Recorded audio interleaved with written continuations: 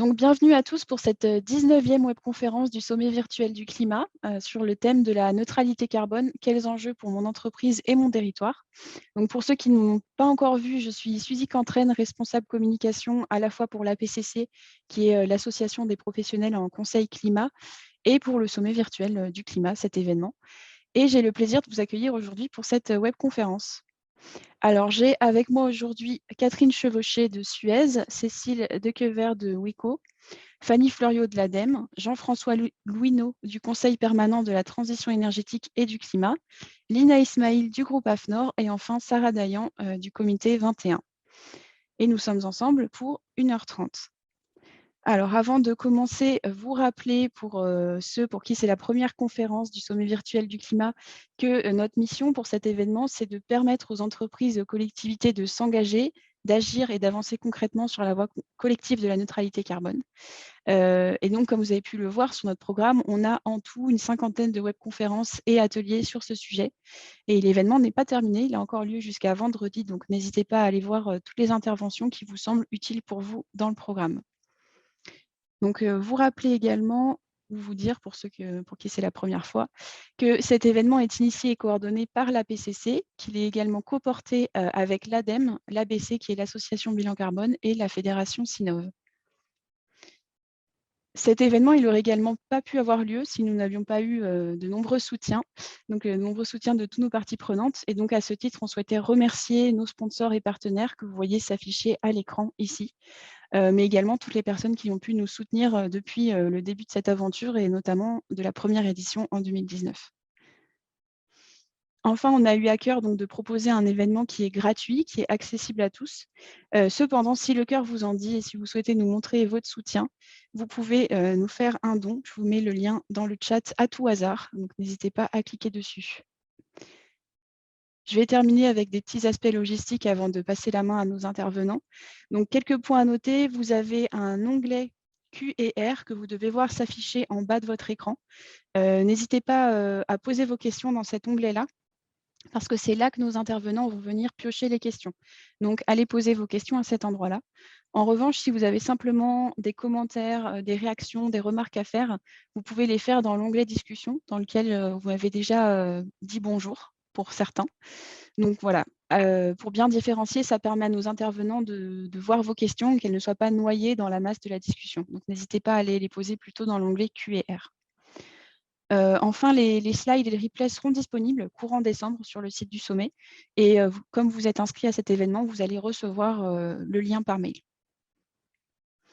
Alors, juste un dernier petit point, comme vous êtes plutôt nombreux, là on en est à 114 personnes et ça va peut-être encore se connecter.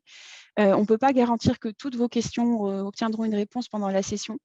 Mais néanmoins, vous allez avoir la possibilité de contacter nos intervenants parce qu'après ce webinaire, vous allez recevoir un mail pour vous remercier d'avoir participé et dedans, vous aurez le contact de nos intervenants. Donc, n'hésitez pas à ce moment-là à leur poser vos questions a posteriori si jamais toutes les questions n'ont pas eu de réponse.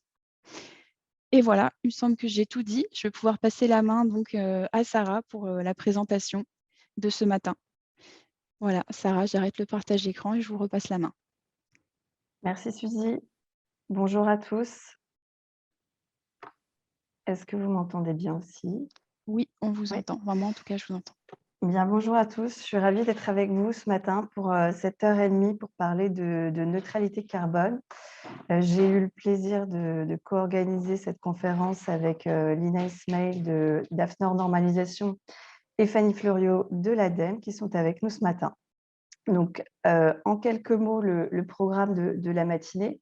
On va ensemble on va se donner 2 objectifs. Le premier, ça va être vraiment de décortiquer le concept de la neutralité carbone pour que vous puissiez mieux vous en saisir, pour savoir comment est-ce que les organisations, collectivités, entreprises peuvent contribuer à cet objectif que nous donnent que nous donnent les scientifiques du GIEC, qui est inscrit dans la loi française depuis 2019.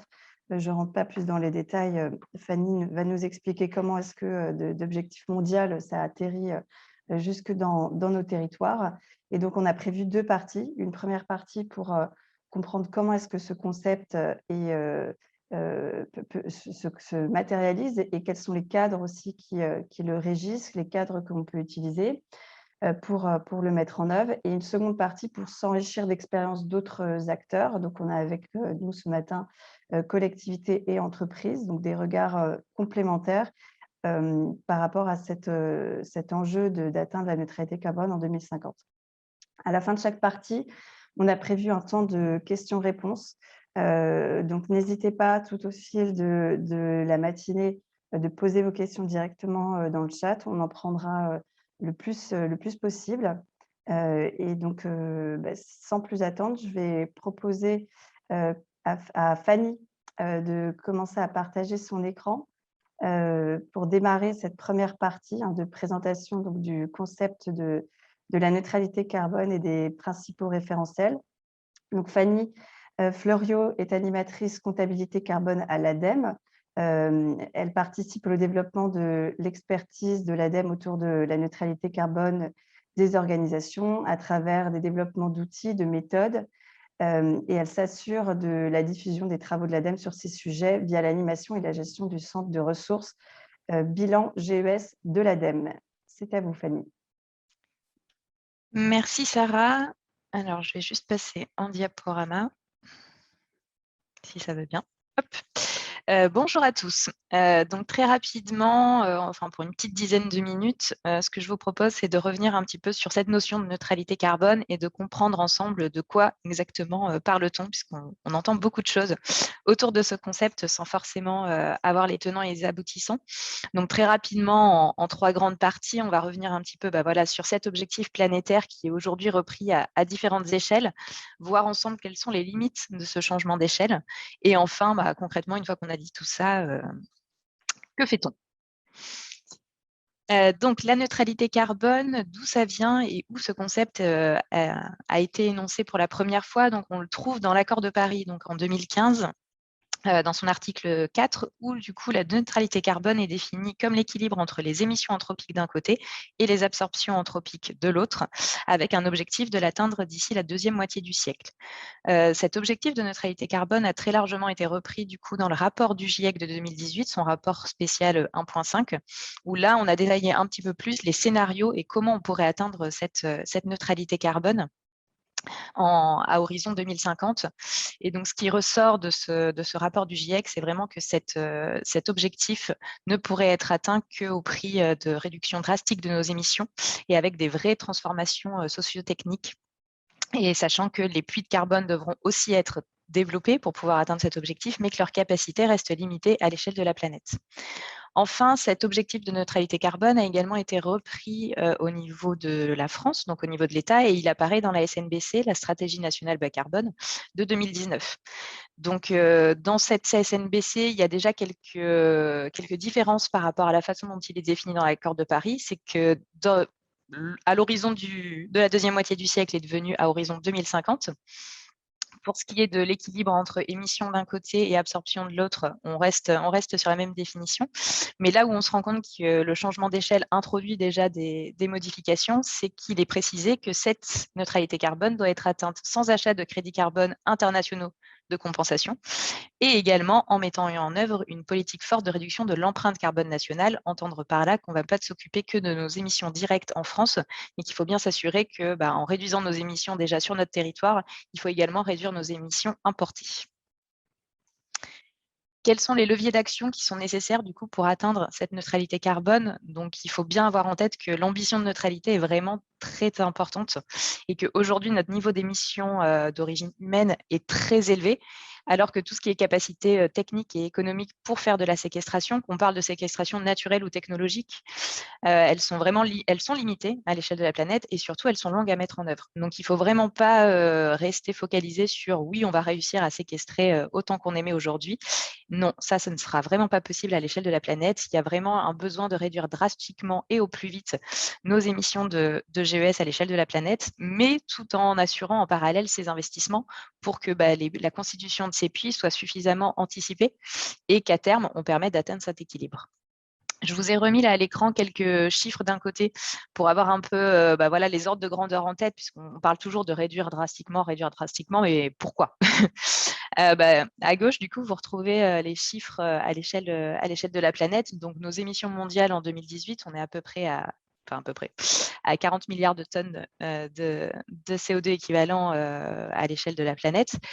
Et en dessous, je vous ai mis voilà, les potentiels du coup, de séquestration de différentes technologies qui sont estimées du coup, par le GIEC à horizon 2050, que ce soit sur de la technologie ou de la séquestration naturelle, que ce soit le boisement-reboisement. Bon, voilà, au mieux, on peut aller de 500 à 3600 millions de tonnes.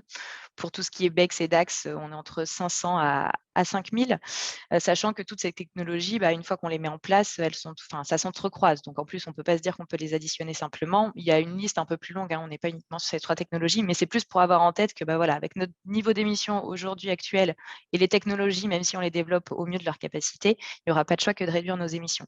Et c'est un petit peu ce qui est illustré dans le graphique que vous avez à droite, qui est là, pour le coup, le graphique à l'échelle de la France, que vous retrouvez dans le scénario de la SNBC. En bleu, c'est vraiment nos émissions. En vert, c'est nos capacités de séquestration. Encore une fois, c'est nos puits de carbone, que ce soit naturel ou technologique. Et au mieux de nos capacités, si on arrive à les développer. Donc, on se rend bien compte que pour faire un équilibre entre la courbe bleue ou la courbe verte, il n'y a pas d'autre choix que de réduire drastiquement nos émissions pour réussir à atteindre cet objectif de neutralité carbone.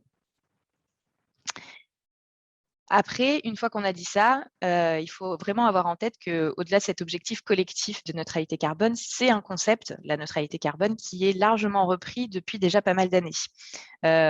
Côté secteur privé, cette notion de neutralité carbone, on en entend parler depuis une dizaine d'années.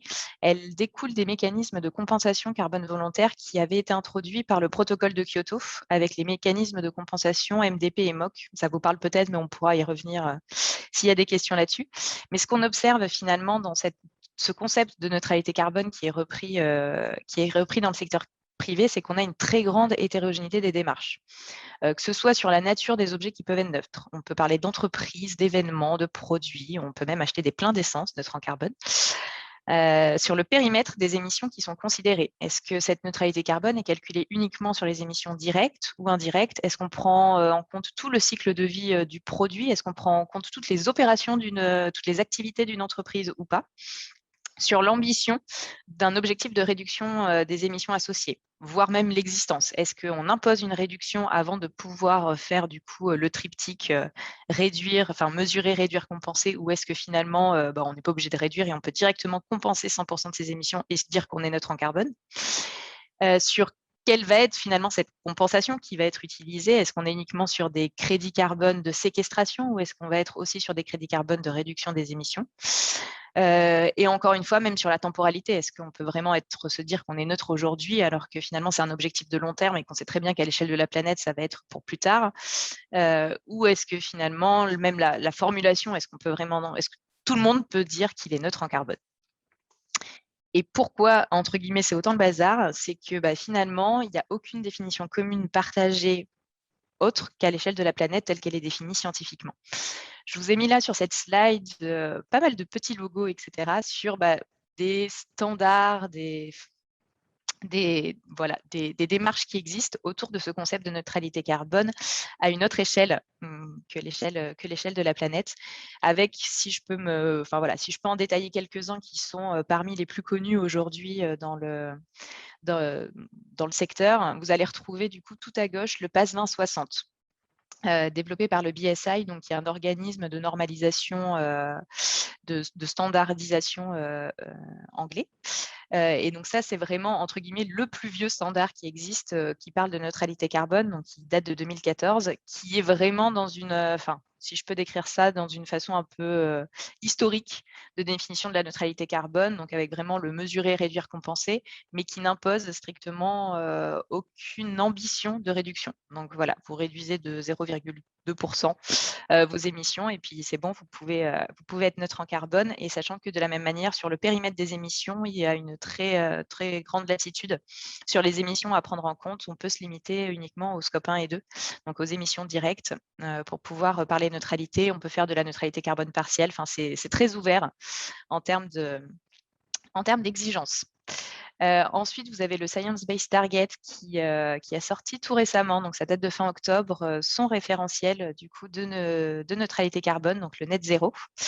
Là, on est sur quelque chose un petit peu dans la suite de la lignée du Science Based Target pour la définition de ces objectifs de réduction. Donc, c'est plutôt très ambitieux. Donc, avec là uniquement un objectif de long terme, la neutralité carbone, c'est un objectif de long terme qui ne peut être atteint qu'à horizon 2050 et qui est difficilement envisageable d'atteindre plus tôt, avec vraiment une obligation de réduction alignée avec la science, hein, donc avec vraiment une trajectoire de réduction de ces émissions selon des scénarios 1.5, avec à la fois émissions directes et émissions indirectes prises en compte par les entreprises, et avec une focalisation de crédits vraiment liés à la séquestration pour permettre finalement d'atteindre cette neutralité carbone à terme. Une autre initiative qui prend de l'ampleur et qui est beaucoup développée en France, c'est la Net Zero Initiative développée par Carbone 4, où là, c'est vraiment un autre paradigme qui fait une approche différente de quel serait un référentiel de neutralité carbone et comment une entreprise doit aujourd'hui communiquer autour de ses actions pour le climat et de sa contribution à la neutralité carbone. Donc, c'est un référentiel qui permet à l'entreprise finalement de positionner quelles sont ses différentes actions pour contribuer à la neutralité, que ce soit en termes de réduction de ses émissions, que ce soit en termes de séquestration carbone, et également autour des émissions évitées par la vente de ses produits et ses services. Et enfin, le dernier à mentionner ici, c'est le projet de norme sur lequel Lina va revenir juste après, donc l'ISO 1468 autour de la neutralité carbone. Mais du coup, j'en parle pas plus parce qu'elle va vous en reparler. Et donc, pourquoi, en gros, c'est le bazar comme ça? Tout simplement parce que dès qu'on fait un changement d'échelle et qu'on essaye du coup d'appliquer cette neutralité carbone arithmétique, donc cet équilibre, hein, ce zéro qu'il faut atteindre à l'échelle de la planète, et qu'on veut essayer de l'appliquer à une autre échelle qu'à l'échelle de la planète, ça engendre forcément des biais méthodologiques, ou en tout cas des questionnements méthodologiques et éthiques qui peuvent être plus ou moins acceptables selon la façon dont on va les régler. Le premier, dont j'ai déjà parlé, ça va être le périmètre des émissions qu'on va prendre en compte. Si on reste vraiment sur la définition de la neutralité carbone à l'échelle de la planète, on équilibre les émissions d'un côté et les séquestrations de l'autre, ça veut dire qu'on va vouloir induire, ça l'induit, qu'on va comptabiliser les impacts GES, que ce soit de l'entreprise, du produit, de tout ce que vous voulez, uniquement sur ces émissions directes. Alors qu'on sait très bien, que ce soit à l'échelle d'un produit ou d'une entreprise, que ce sont les émissions indirectes qui représentent presque quasi systématiquement la part prépondérante des émissions. Donc, si on commence à raisonner sur un périmètre restreint uniquement sur les émissions directes, on va proposer aux acteurs finalement de réduire uniquement leurs émissions directes. Donc, ils vont cibler des actions sur finalement une part des émissions qui n'est absolument pas la part prépondérante de leurs émissions pour laquelle ils ont une responsabilité. Et finalement, si on veut vraiment, comme je vous le montrais tout à l'heure, réduire la courbe bleue, ce n'est pas en agissant uniquement sur nos émissions directes, chacun les uns et les autres, qu'on va y arriver. Donc, ce serait vraiment, entre guillemets, focaliser l'effort sur une part des émissions qui n'est pas du tout suffisante pour atteindre nos objectifs collectifs. Un deuxième biais qu'introduit un changement d'échelle, ça va être l'absence d'équité entre acteurs. Parce que finalement, à réduire la maille de comptabilité de vos émissions, on va forcément creuser les inégalités entre les acteurs sur leur possibilité justement d'équilibre des émissions et des séquestrations de chacun. Pour prendre un exemple très parlant, on prend un territoire qui est doté d'un patrimoine forestier important, on l'oppose à un territoire qui, lui, n'a moins de capacité de patrimoine forestier et qui n'a pas forcément de possibilité de, en plus, le développer. On a un territoire qui, lui, n'aura pas forcément besoin de réduire beaucoup ses émissions, puisque finalement, il a un super patrimoine forestier et il va pouvoir faire son équilibre et atteindre un zéro arithmétique assez facilement sans forcément faire beaucoup d'efforts sur la réduction de ses émissions. À côté de ça, le territoire d'à côté, il va falloir qu'il réduise peut-être encore plus que sur une trajectoire 1.5 ses émissions s'il veut atteindre un zéro. Alors que finalement, encore une fois, si je reviens à ma courbe bleue et à l'objectif global de neutralité carbone à l'échelle de la planète, il faut que tout le monde réduise ses émissions, sinon on ne s'en sortira pas, encore une fois. Donc finalement, de raisonner uniquement à sa maille et à son échelle, ça peut vraiment induire des inégalités et surtout des stratégies qui vont être mises en place qui ne seront pas des stratégies cohérentes avec un objectif mondial de neutralité carbone.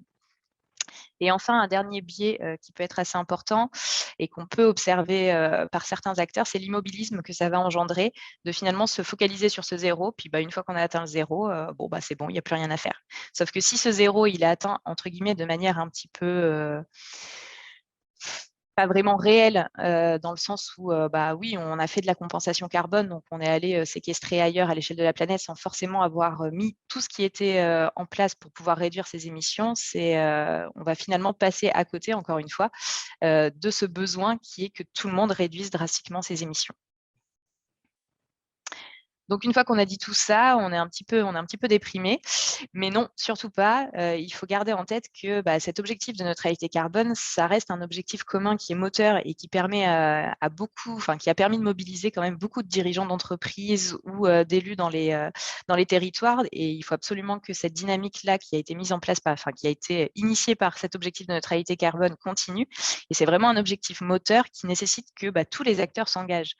Donc, l'idée, ce n'est pas du tout de dire que qu'à part la planète, personne n'a le droit d'être neutre en carbone, mais il faut vraiment que tout le monde s'engage dans des vraies démarches qui contribuent à la neutralité carbone. Et donc, une démarche de neutralité carbone qui soit robuste, qu'est-ce que c'est? En premier lieu, ça je pense que vous l'avez compris puisque je me suis répétée pas mal de fois, c'est vraiment de mettre en place des stratégies climat qui soient cohérentes avec l'accord de Paris et sur son périmètre de responsabilité. Donc, qu'est-ce que ça veut dire? Ça veut dire vraiment réduire ses émissions sur l'ensemble de sa chaîne de valeur, donc émissions directes, émissions indirectes, qui va impliquer l'ensemble des parties prenantes de son écosystème. Donc, c'est également, lorsqu'on est à l'échelle d'un territoire, réduire ses émissions directes et indirectes et travailler avec l'ensemble des acteurs de son territoire. Et il faut également réfléchir à séquestrer autant que possible du carbone également dans sa chaîne de valeur et également s'assurer de préserver les stocks existants. Donc, c'est-à-dire les mesures que vous mettez en place pour réduire les émissions, bien s'assurer que ça ne vient pas endommager les stocks existants parce que à la fois il faut augmenter les stocks de carbone, mais il faut surtout s'assurer qu'on n'est pas en train de les détruire. Et bien sûr, l'idée c'est que la cohérence de cette stratégie avec l'accord de Paris, ça doit se traduire par un engagement des moyens associés. On n'est pas juste là pour se fixer des objectifs, il faut aussi mettre en place tout ce qui va bien. Je ne vais pas forcément détailler les outils qu'on a à disposition pour vous accompagner. Vous aurez la présentation, sachant qu'il y a des petits liens cliquables partout. Donc, je vous laisserai aller regarder tous les outils et ressources qu'on a côté ADEME pour vous accompagner sur ces points-là. Le deuxième point d'une démarche de neutralité robuste, c'est également réfléchir compensation carbone et la contribution du coup, que vous pouvez apporter sur des projets qui n'ont pas forcément lieu chez vous. Pourquoi? Encore une fois, c'est que cette neutralité carbone, elle implique forcément le financement.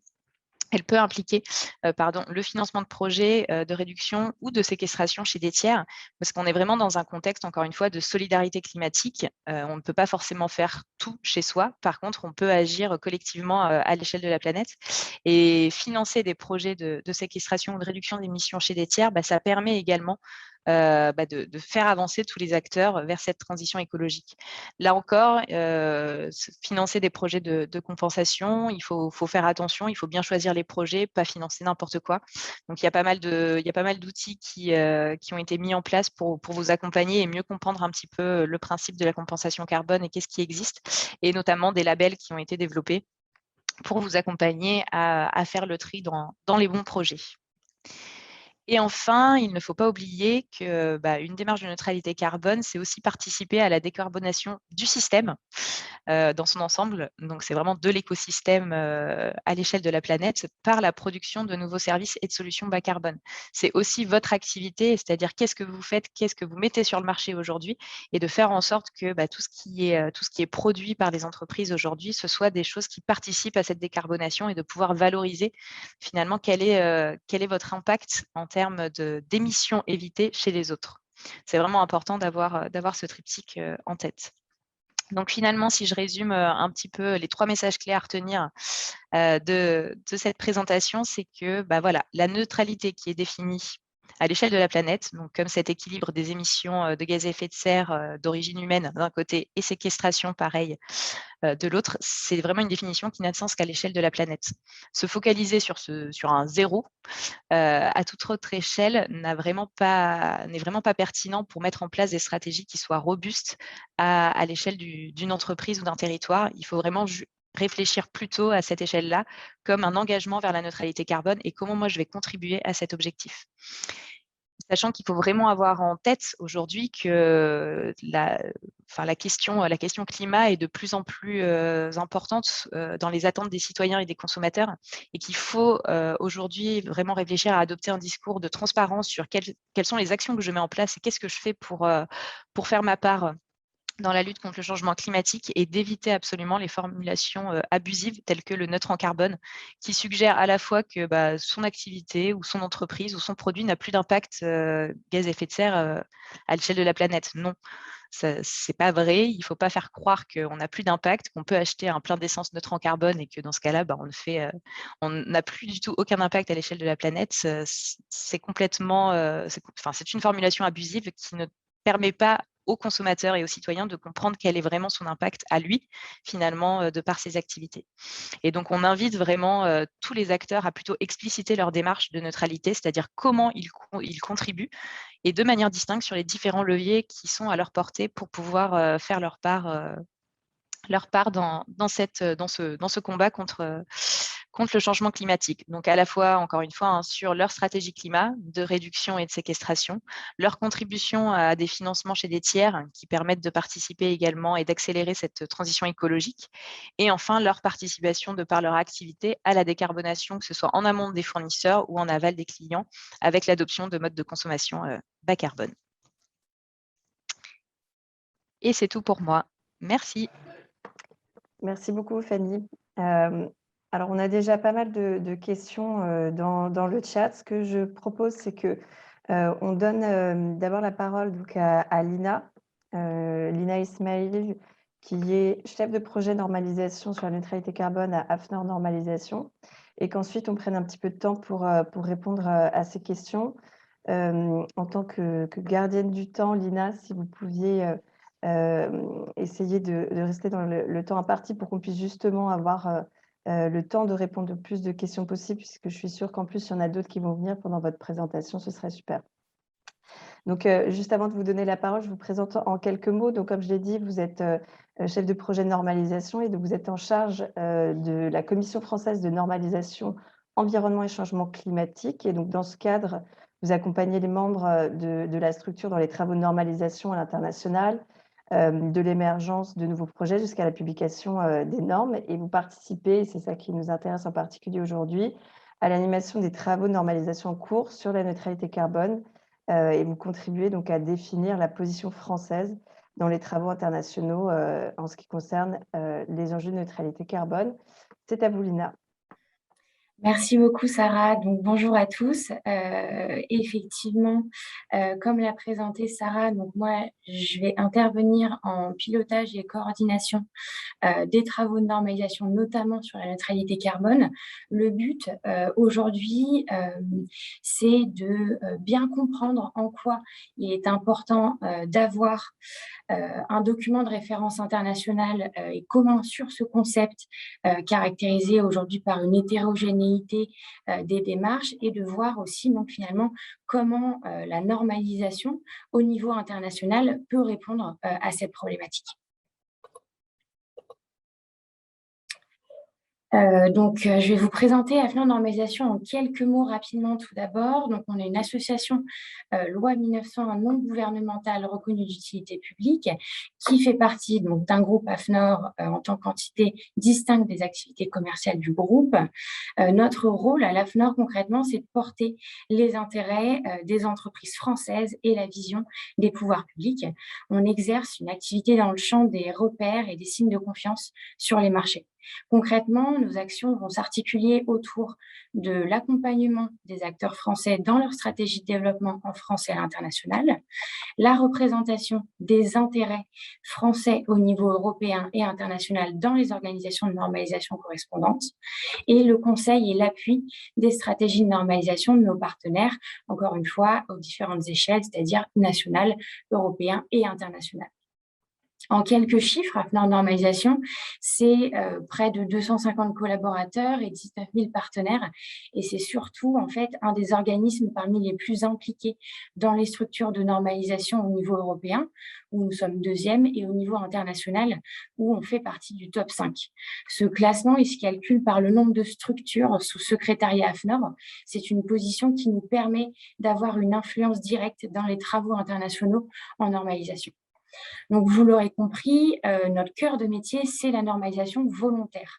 La normalisation volontaire, elle est d'une part au service des stratégies des acteurs français dans le jeu mondial.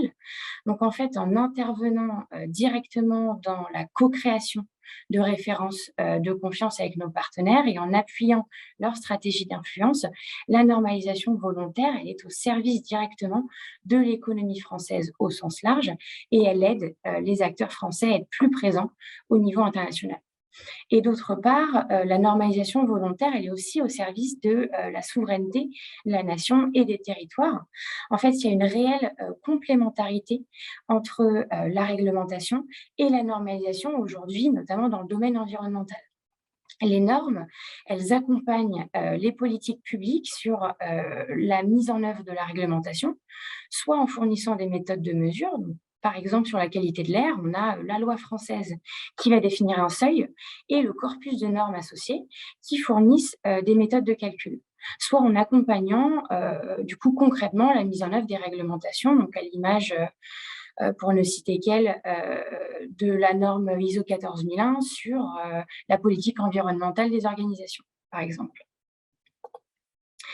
Donc, à l'AFNOR, notre cœur de métier, c'est l'élaboration de normes volontaires. Qu'est-ce que c'est concrètement que ce document? C'est un outil qui se différencie de la norme réglementaire d'application obligatoire. C'est un document qui est proposé et élaboré par les acteurs du marché, qui est établi par consensus également, notion importante, et qui est coproduit dans un cadre dans un processus qui va garantir sa robustesse. On le verra un petit peu plus tard. Ce processus, il est rythmé par différentes étapes d'élaboration qui permettent aux différents acteurs qui participent à cette élaboration de donner leur avis, de faire valoir leurs intérêts directement. Et ce, à toutes les échelles, qu'on soit sur un projet de norme française ou international, comme sur la neutralité carbone. Donc, une norme, c'est finalement donc un cadre de référence qui va fournir des lignes directrices, des bonnes pratiques, des prescriptions techniques ou qualitatives, des exigences, des recommandations sur un sujet donné.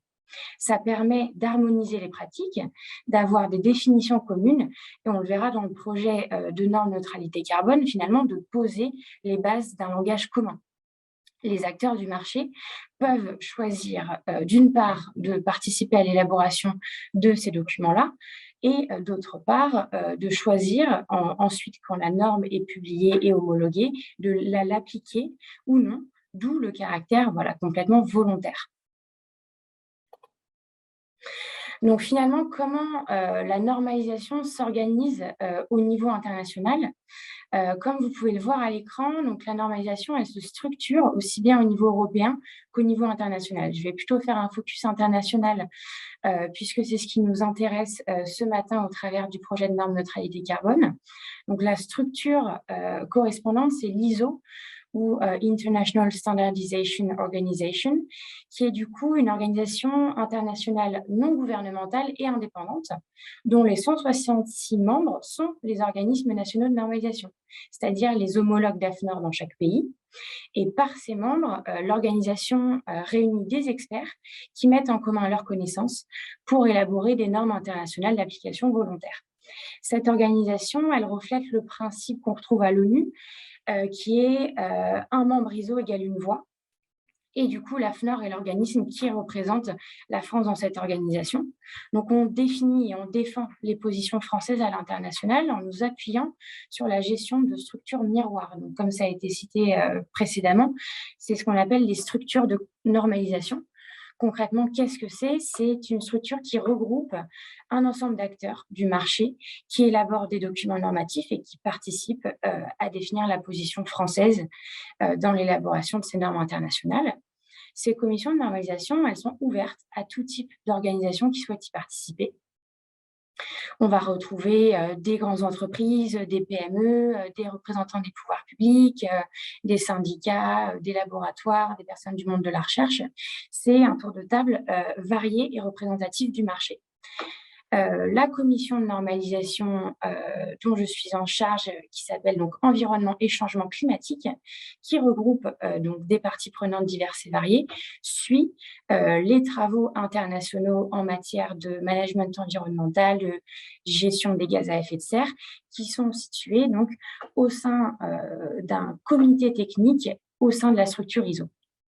Et donc, à ce titre, nous avons des acteurs français qui participent directement aux travaux d'élaboration des normes internationales au niveau international et qui défendent ainsi donc, les positions françaises dans les documents normatifs en cours d'élaboration.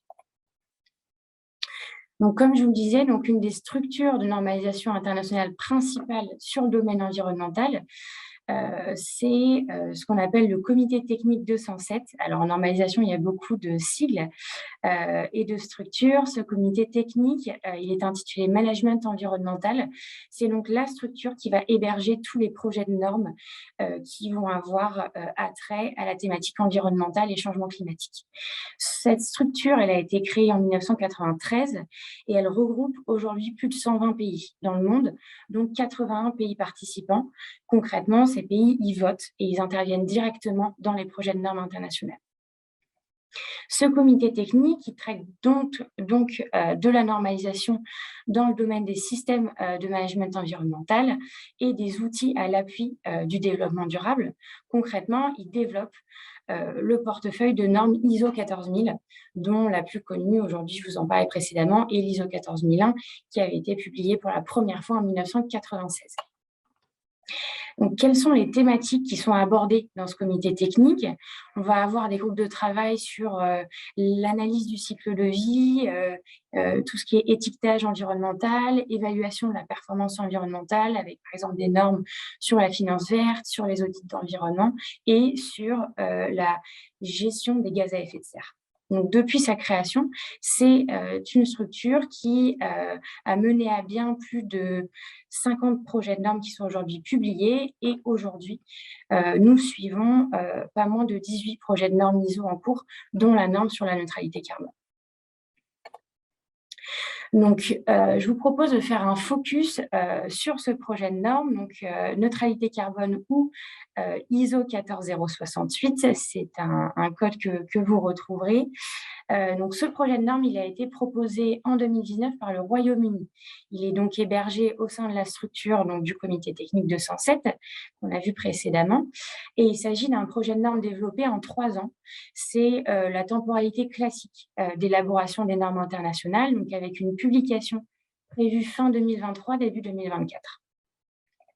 C'est un projet qui se traduit par une forte implication de plus de 20 pays aujourd'hui, au regard des enjeux qu'on a pu voir autour de ce concept. Autour de la table, pour rédiger la norme, concrètement, on va avoir aussi bien le Canada, la Chine, l'Australie, que la France, la Corée du Sud ou l'Allemagne, en passant par le Royaume-Uni, bien sûr. Ce groupe de travail, il est composé du coup de plus de 75 experts de ces différents pays que j'ai pu citer, qui travaillent ensemble autour d'un consensus pour écrire ce document de référence. La France est très impliquée dans l'élaboration de cette norme et on a aujourd'hui une dizaine d'experts français qui participent activement à ce groupe de travail et qui sont issus d'organisations de manière non exhaustive, telles que EDF, ADEME, Carbone 4, Engie ou Suez, en passant par Deloitte, par exemple. Ce groupe de travail à l'international, il se réunit depuis 2020 plusieurs fois par mois pour élaborer ce texte. Et je laisserai notamment la main plus tard à Fanny, qui participe activement à ces réunions, qui donnera un état des lieux des discussions en cours dans ce groupe de travail par la suite.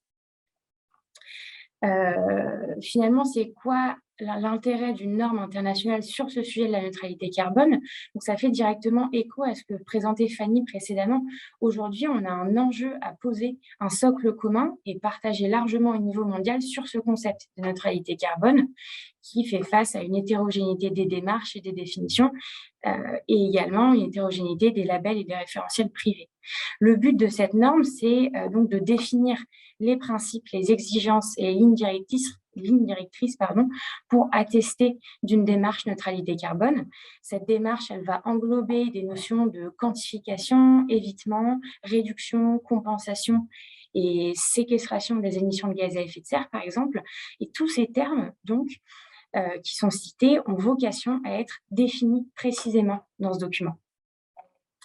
Ce projet de norme ISO, c'est plus qu'un document de définition, c'est un document qui se veut également être un guide de bonne pratique sur les approches qui permettent d'atteindre la neutralité carbone, tout en entérinant le caractère essentiel de la réduction des émissions directes et indirectes de gaz à effet de serre dans la démarche.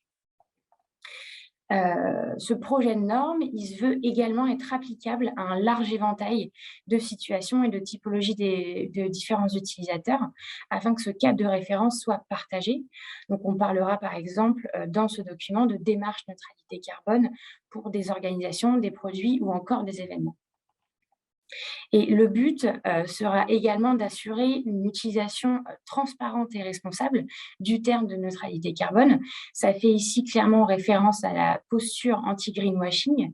La norme, elle doit être un gage de qualité, de confiance et de transparence. Donc, quelles sont les grandes étapes d'élaboration de la norme? Donc, comme je l'ai évoqué précédemment, la norme, elle se développe en un cycle de vie de 3 ans qui comprend une phase d'élaboration, une phase d'enquête et une phase de vote formel pour ensuite arriver à la publication de la norme.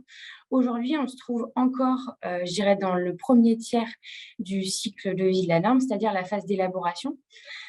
Donc concrètement, elle se traduit par des réunions, du coup, comme je vous le disais, du groupe de travail international qui écrit une première base de documents qui est ensuite diffusée à tous les pays membres qui suivent ce projet pour que ces derniers expriment leur avis et leurs commentaires. Donc on développe donc une norme par itération. Et à l'issue de chaque phase, on récolte les commentaires et les positions des différents pays impliqués qu'on intègre au document. Les acteurs français, donc à ce titre, sont consultés dès qu'une version du document est publiée pour commentaire. Et à titre d'exemple, on attend aujourd'hui la publication d'une version 2 du document de travail ISO 14068 pour janvier 2022 qui va circuler. Et nous, en France, on va pouvoir réaliser des commentaires et faire ainsi valoir nos intérêts français en proposant directement des modifications dans le texte. Ce processus d'élaboration de la norme, il se caractérise ensuite à la phase 3 par une étape d'enquête. Une fois qu'on aura un document abouti, les pays participants au comité de 107 vont émettre un vote en faveur ou contre ce document qui conditionnera son passage à l'étape suivante. Donc, encore une fois, les acteurs seront consultés pour établir le vote de la France. Et une fois la norme publiée, donc ici ce sera horizon fin 2023, début 2024, le travail en fait n'est pas tout à fait fini, dans le sens où cette norme, elle est amenée à être révisée, c'est-à-dire mise à jour. En fait, on se pose la question de la révision de la norme tous les 5 ans, parce que la norme doit refléter les caractéristiques du marché. C'est un document évolutif et du coup, il peut être intéressant pour les organisations d'être impliquées aussi, une fois la norme publiée, dans les travaux de révision des normes déjà établies. Donc, Lina, je me permets juste d'intervenir. Je suis désolée pour qu'on accélère un petit peu pour arriver au temps de questions-réponses. Merci. Pas de souci. Je vais laisser la main à Fanny qui va vous faire un rapide état des lieux des discussions en cours sur le groupe de travail international sur la neutralité carbone et ensuite, j'aurai juste un mot pour la fin. Merci. Pardon, merci Lina. Du coup, je vais aller très vite. Là, on vous a juste remis, on va dire, les grands points de discussion autour de ce projet de norme. Il faut savoir qu'il y a beaucoup de discussions pour vous donner un ordre de grandeur. Donc, on a reçu 1800 commentaires sur le premier draft de cette norme-là. Donc, il y a énormément de points de discussion. Donc, le premier, c'est la définition même de neutralité carbone à partir du moment où on descend de l'échelle planétaire. Donc, là-dessus, on n'est toujours pas tous d'accord sur qu'est-ce qu'on entend par neutralité carbone, à savoir est-ce que c'est quelque chose qu'on peut atteindre dès aujourd'hui ou plus tard. Ça rejoint un peu le dernier carré sur la temporalité pour se déclarer neutre en carbone. Est-ce qu'on fait une différenciation entre neutralité carbone et net zéro? J'ai vu qu'il y avait une question dans le chat par rapport à ça. Du coup, j'anticipe un peu pour y répondre. Et en fait, à l'échelle de la planète, neutralité carbone et net zéro, ça veut dire la même chose. Dès qu'on change d'échelle, étant donné qu'il n'y a pas de définition arrêtée, du coup, ça dépend sur quel référentiel on se base. Et donc, c'est ce qu'on retrouve finalement dans les discussions de l'ISO, c'est qu'on n'a pas tous la même définition derrière net zéro et neutralité carbone. Ce qui se dégage un petit peu, c'est que d'un côté, on aurait un périmètre complet, c'est-à-dire émissions directes et indirectes, quand de l'autre côté, on serait uniquement sur les émissions directes. Ou alors, il y en a qui disent que la neutralité carbone, c'est quelque chose qui peut être atteint dès aujourd'hui, donc émissions directes et indirectes, et alors qu'un net zéro, c'est quelque chose qui ne serait atteint qu'à horizon plutôt lointain, une fois qu'on est vraiment sur ces émissions irréductibles. Donc, quand on a vraiment atteint sa stratégie de réduction 1,5. Mais donc voilà, là-dessus, tout est encore ouvert. Sur le périmètre des émissions considérées, là-dessus aussi, on est plus ou moins tous d'accord qu'on va faire des émissions directes et indirectes, que là-dessus, il n'y aura pas de choix. Mais par contre, il y a encore des discussions à savoir est-ce qu'on peut faire des neutralités carbone partielles, c'est-à-dire uniquement sur une partie des activités de son entreprise ou seulement quelques entreprises de son groupe d'entreprises. Et de la même manière, pour un produit, est-ce qu'on peut faire des neutralités carbone partielles uniquement sur les phases de fabrication et pas forcément aller jusqu'à l'utilisation des produits, etc. Donc ça, c'est encore en discussion. On n'a pas réussi à se mettre d'accord. Et dernier point qui est aussi très important, c'est sur l'ambition de la réduction, c'est-à-dire justement cette phase d'imposer une réduction, nous, côté français, qu'on aimerait qu'ils soient imposés sur des trajectoires compatibles avec la science, donc sur des trajectoires de réduction 1,5 ou 2 degrés. Là-dessus, voilà, ce n'est pas encore arrêté sur quelle est l'ambition qu'on va imposer sur cette partie réduction des émissions avant d'envisager d'aller faire de la compensation. Et je m'arrête là pour laisser la place aux questions. Merci beaucoup, Fanny, pour ces éléments. Donc, comme vous pouvez le voir, c'est une norme internationale très attendue dans tous les secteurs d'activité et à très fort enjeu pour les organisations aujourd'hui qui sont de plus en plus nombreuses à prendre la parole pour annoncer une démarche ou des objectifs de neutralité carbone. Donc, ce projet de norme, il est donc en plein développement. Il faut faire valoir ses intérêts français et chaque acteur a la possibilité de s'impliquer à son échelle en rejoignant la commission de normalisation et n'hésitez pas donc à me contacter si vous avez des questions. Et puis, je laisse la place aux questions-réponses. Merci Fanny, Elina. Alors, on va prendre juste une question qui, je pense, regroupe plusieurs questions qui ont été posées. Et puis, on passera ensuite à la suite. Et évidemment, s'il nous reste du temps, on reviendra sur les questions. Il y a plusieurs personnes qui s'interrogent sur le bon cadre à utiliser, peut-être en attendant cette fameuse norme. Mais donc, bon, d'ici à fin 2023, début 2024, quand on est une entreprise notamment, c'était la question.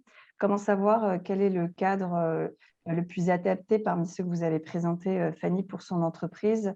La question est notamment posée pour les plus grandes entreprises type CAC 40, mais pas uniquement. Est-ce que vous auriez des éléments de réponse là-dessus rapidement? Et puis ensuite, on passera à la suite. Merci, Fanny.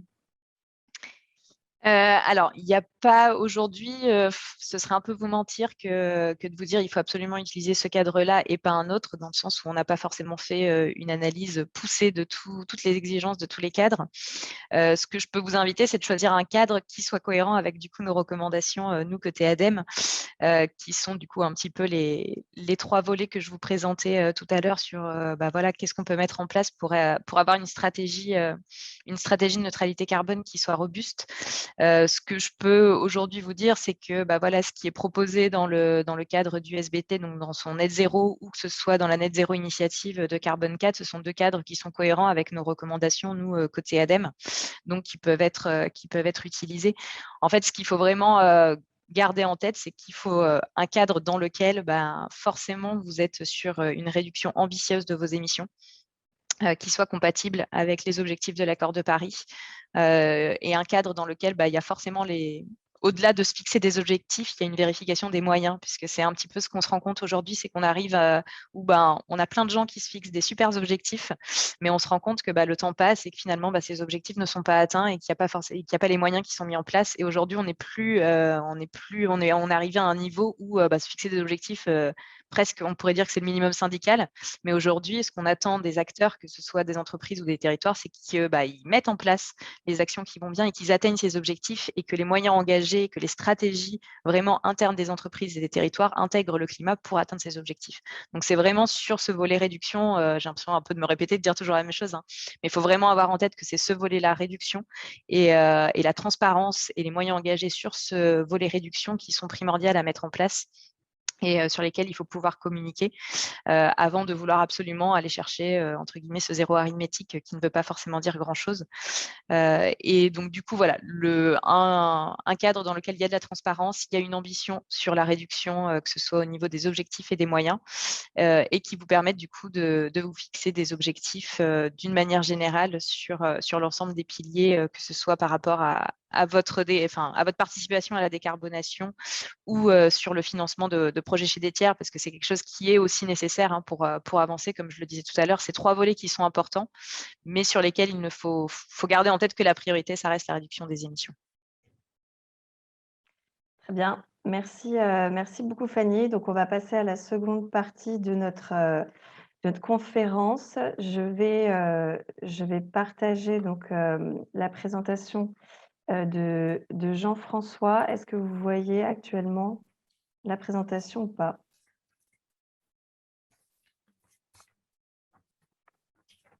Oui, on la voit. Ah, je crois qu'elle est partie. Voilà.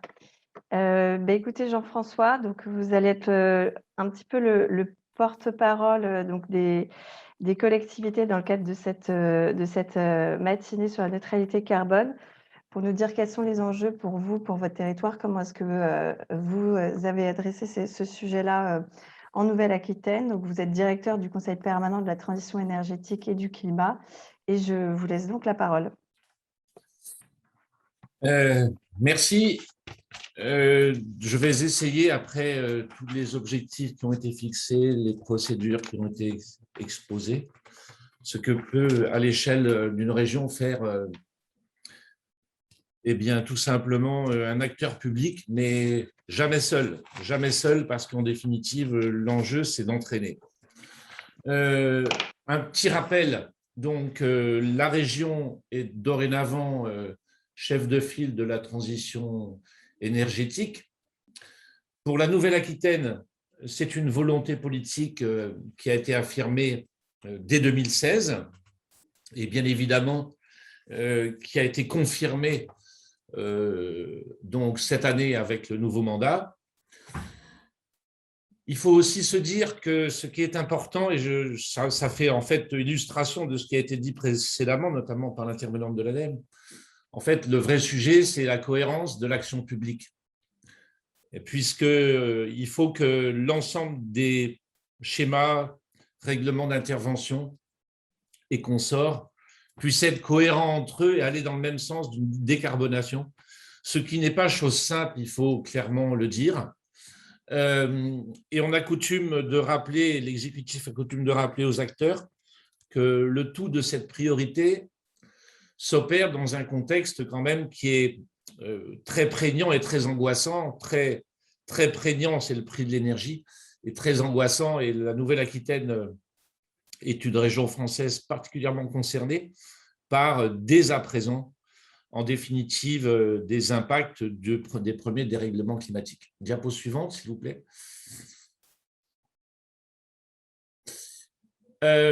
Alors, quand on a fait peur aux gens, quand on a dit que tout ça allait être très difficile à mettre en œuvre, et ce le sera, il faut aussi se dire, pour une collectivité régionale chef de file de la transition énergétique, quelles sont les opportunités pour qu'en définitive, l'objectif puisse être aussi dans la proactivité et j'allais dire dans un certain plaisir. Sinon, vous frustrez les gens, vous les rendez totalement angoissés et au final, l'énergie collective est perdue dans les limbes.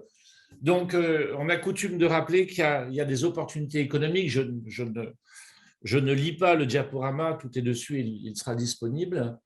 Donc, il y a un certain nombre d'opportunités et presque d'obligations. Alors, chacun juge si ce sont des obligations ou des opportunités. Nous, on essaye de les faire vivre comme des opportunités, bien que la plupart soient des obligations. Et puis, la dernière chose, en bas de la diapo, c'est de se souvenir, et ça c'est une chose qui n'est pas encore pleinement acquise dans la culture, en tout cas française, c'est que l'énergie, c'est la clé transversale du développement. Parce que si vous regardez dans tout le cycle de vie d'une action sur un territoire, dans un territoire, pour un territoire, vous pouvez vous rendre compte que sans énergie à des étapes clés, votre action n'a pas d'existence. Et ça, c'est une culture qui est simplement de faire considérer l'énergie comme étant un bien premier et un bien indispensable, d'où l'importance de le gérer d'une façon responsable pour qu'il n'ait pas de conséquences lui-même sur les systèmes à terme. Diapo suivante. Alors, un des premiers leviers régionaux, puis confortés par le législateur et que la Nouvelle-Aquitaine a pris à bras-le-corps, c'est le schéma, enfin les schémas, mais parmi lesquels le schéma régional d'aménagement et de développement durable et d'égalité des territoires. Vous avez ici rapidement traduit, à l'image de ce qui a été montré par la première intervenante, à peu près ce qu'on est dans les mêmes courbes, ce qu'il faudra atteindre. Et le SRADET a été réalisé, on va le voir dans la diapo suivante, de manière très volontariste en Nouvelle-Aquitaine sur le principe d'une co-construction. La co-construction, c'est tout simplement, donc pour vous dire, c'était environ 350 contributions, toutes qualifiées en termes quantitatifs et qualitatifs. Et ce qui a permis d'avoir une ambition sur l'objet réduction des gaz à effet de serre.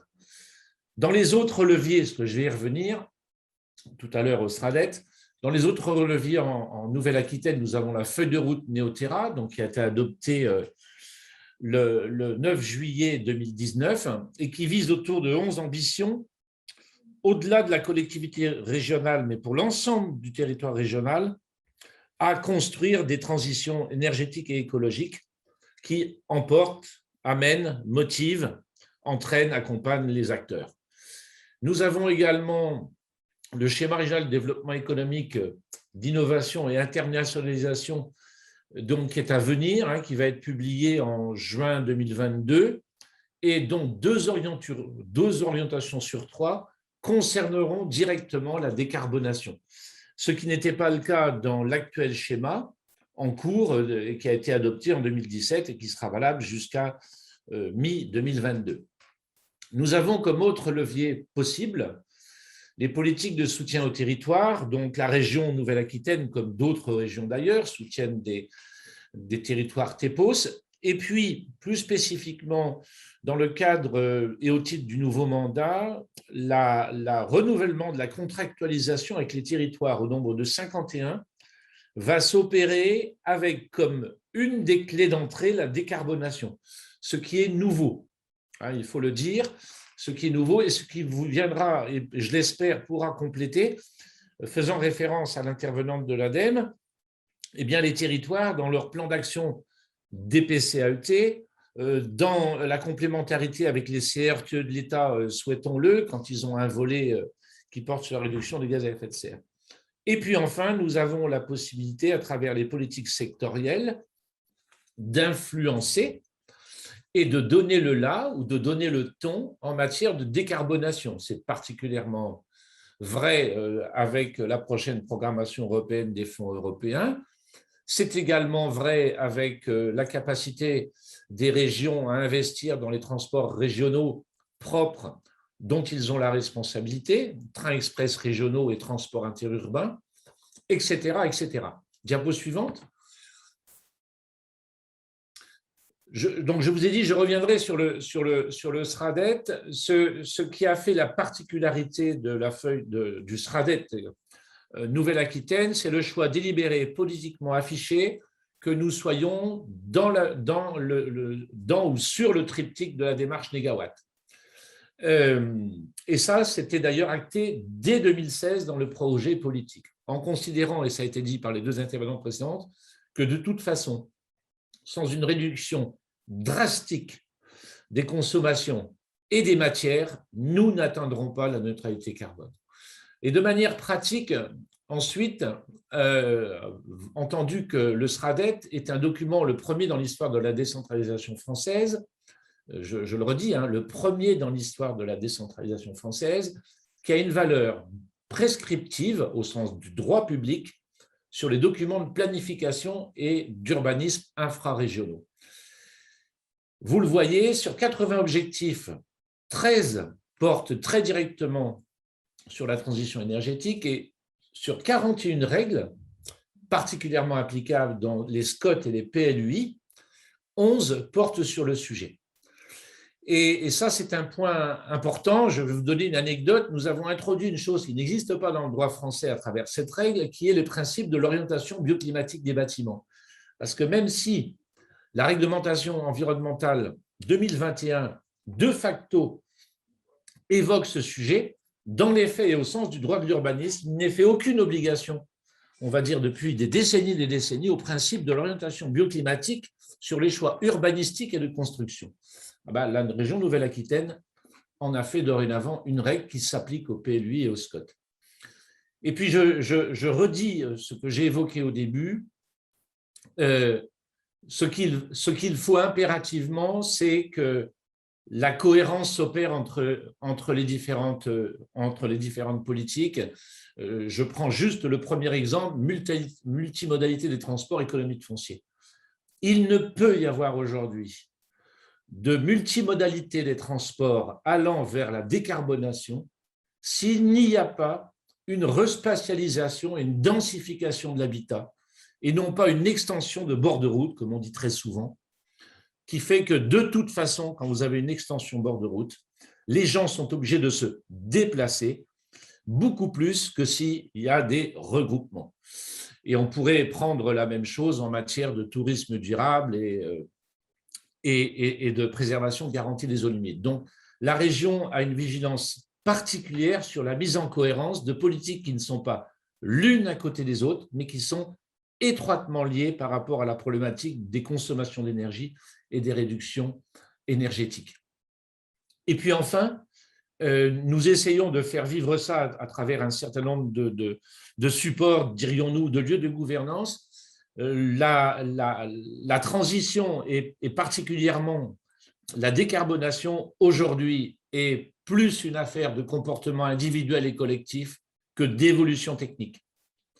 Il n'y a pas photo, permettez-moi l'expression, de considérer que le choix de chacun, quel que soit qui il est, habitant, citoyen, usager, élu, haute administration, peu importe, s'il n'y a pas dans les mentalités un changement de paradigme, ce ne sont pas les évolutions techniques qui rattraperont la différence. Diapo suivante. Voilà, écoutez, j'espère avoir tenu le temps et je vous remercie et je reste à votre disposition.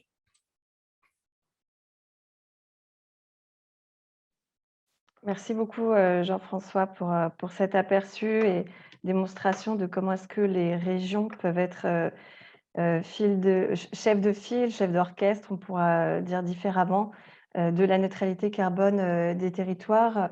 On va y revenir à la fin de cette conférence, je pense, pendant le petit temps de questions-réponses que j'espère il nous restera.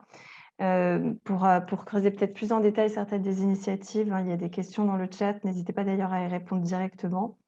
Je vais maintenant passer la parole à deux entreprises. Donc, on va rentrer dans la dernière partie de cette conférence.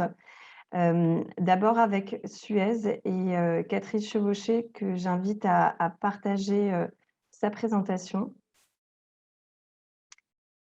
Voilà, donc Catherine qui est Climate et Circular Economy Manager chez Suez. Vous êtes responsable donc de la trajectoire 1,5 degré du groupe à horizon 2050. Vous êtes aussi présidente du comité technique de normalisation sur l'économie circulaire et membre de la commission française de normalisation sur la neutralité carbone. Donc, vous suivez de près ces débats autour de la définition carbone et vous essayez de l'intégrer dans la trajectoire de Suez. Vous allez nous expliquer comment. Comment est-ce que Suez s'est emparé de ce concept? Quels engagements est-ce que vous avez pris? Quels projets est-ce que vous mettez en œuvre? Je vous donne la parole, Catherine. Merci beaucoup. Merci beaucoup. Donc, effectivement, je vais essayer de partager avec vous ce qu'on est en train de faire chez Suez et en lien avec ce qui a été dit précédemment par rapport notamment au fait que cette neutralité carbone se voit à une échelle planétaire. Et chez Suez, on est persuadé que pour réduire, parce que c'est vraiment là qu'il faut agir, pour réduire notre empreinte carbone, en fait, il faut d'abord savoir la mesurer. Donc ça, c'est des choses qu'on fait de façon annuelle et qu'on rapporte extérieurement, et on est en train de rendre robuste cette mesure à la fois sur le scope 1 qui est lié directement à nos activités de production, d'épuration d'eau, d'assainissement d'eau, de traitement et de valorisation des déchets. Donc ça, c'est ce que représente, ce que vous avez à l'écran, c'est notre empreinte en 2019. Donc avec ce scope 1 qui représente finalement que 17% de l'ensemble de nos émissions, mais sur lequel, vous allez le voir, on va mettre en place des actions de réduction et qui aujourd'hui est centralisé sur les actions d'incinération et les actions de centres de stockage. Et là, je parle de Suez dans sa globalité, dans le monde. On calcule aussi notre scope 2, qui là, lui, est plus directement lié à la façon dont on consomme notre électricité, par exemple. Et donc, c'est l'électricité qu'on consomme pour épurer l'eau notamment. Et ça, c'est un gros poste d'émission chez nous pour épurer l'eau. Et puis, dans certaines régions qui sont en stress hydrique notamment, dessaler de l'eau de mer pour avoir de l'eau potable. Donc ça consomme pas mal d'énergie. Et puis, comme il a été très justement dit, le scope 3, c'est la plus grosse partie de notre empreinte, et ça, on le calcule depuis 2019, en fait, et on essaye de s'améliorer sur ce calcul-là. Et le scope 3, lui, représente, vous voyez, 75% de nos émissions. Et pour nous, le scope 3, c'est tout ce qui est, enfin comme pour tout le monde, c'est tout ce qui concerne notre chaîne amont et aval, c'est-à-dire la façon dont on achète, ce qu'on achète, notamment auprès de tout l'ensemble de nos fournisseurs. C'est aussi la prise en compte du chauffage de l'eau, par exemple, et c'est la principale partie de ces 26 millions de tonnes par an, le chauffage de l'eau, puisqu'on délivre de l'eau, mais cette eau, ensuite, elle est chauffée. Et c'est ce chauffage-là qui, même s'il est indirect pour nous, relève quand même de notre responsabilité. Et puis, la partie aval, la chaîne de valeur aval, c'est la façon dont tous nos déchets, nos propres déchets, en fait, et nos déchets de nos activités sont traités, par exemple. Et ça, c'est aussi une grosse partie. Donc, une fois qu'on sait combien on pèse en matière d'empreinte carbone, et on sait aussi géographiquement où elle se situe, cette empreinte, pour nous, à l'échelle de la planète, il faut qu'on puisse réduire. Et donc, pour réduire, on s'est engagé à 3 choses. Alors, on a pris comme référentiel le GHG protocole. Il y avait une question sur les référentiels tout à l'heure. On a pris ça parce que c'est un référentiel reconnu internationalement. Alors, c'est à 99% comme le bilan carbone au niveau français. Et au niveau français, on rapporte aussi avec le bilan carbone. Ça, il n'y a pas de souci. Mais donc, on a pris le GHG protocole parce que, comme ça, on a quelque chose qui est compris de la même façon pour toutes les entités de Suez dans le monde. Et on s'est engagé à réduire cette empreinte-là de 46% à l'horizon 2030 par rapport à ce que je vous ai montré tout à l'heure en 2019, de façon à être compatible avec la trajectoire 1.5, donc contribuer à ne pas augmenter la température de la planète de plus de 1,5 degré, même si on sait que ça, c'est sujet, ça va être dépassé. Mais en tout cas, par rapport à nos propres émissions, voilà ce que ça représente pour le scope 1 et 2. Réduire drastiquement, vous voyez, par moitié.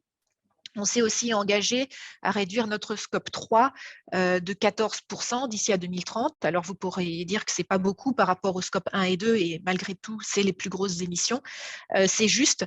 Par contre, le travail à faire est beaucoup plus compliqué, en fait, parce que le scope 1 et 2, c'est la façon dont nous, on agit. Donc, la façon dont on achète de l'énergie, vous allez voir tout à l'heure les leviers, alors que le scope 3 va impliquer l'ensemble des acteurs autour d'une chaîne de valeur. Donc, ça veut dire qu'il faut aller faire beaucoup aussi de pédagogie et aller ensemble tous dans la même orientation. Et puis, on s'est engagé aussi à faire en sorte, toujours ça relève aussi du scope 3, à travailler avec nos fournisseurs pour que ceux-ci, en quantité d'émissions, on puisse arriver à en engager jusqu'à 25% pour avoir cette conscience climatique et avoir des objectifs de réduction basés sur la science, donc scientifiquement. Alors, comment on va faire pour faire tout ça? Là, je vous ai mis les gros leviers que l'on a et bien sûr, après, nous, on les décline géographiquement. Et on a un plan aussi d'investissement et de financement de tout ça parce que ça peut coûter de l'argent, mais pas forcément. Ça dépend de toutes les actions. Donc, par exemple, pour le scope 1 et 2, et le scope 2 en particulier, on est en train de faire un plan d'aller vers de l'énergie renouvelable au maximum. Alors, le maximum, c'est 100% d'ici à 2030 pour soit acheter cette énergie renouvelable, soit la produire nous-mêmes de façon à avoir cette autoconsommation et réduire de fait notre empreinte. Et ça, on peut le faire avec soit des projets sur site, soit de la capture de biogaz et de la réalimentation pour réduire nos consommations externes, etc. Donc ça, c'est un premier levier et plutôt un levier sur lequel j'ai bon espoir et on est en train de mettre en place ce plan d'action-là assez rapidement. Un deuxième levier qui est celui d'améliorer la couverture des centres de stockage. Donc typiquement, ce sont les décharges, parce que des décharges dans le monde, il y en a énormément. Et il y a des décharges sauvages, en fait, plein, qu'il faut améliorer. En France, on est moins dans ce cas-là, mais là, c'est beaucoup pour des endroits à l'international.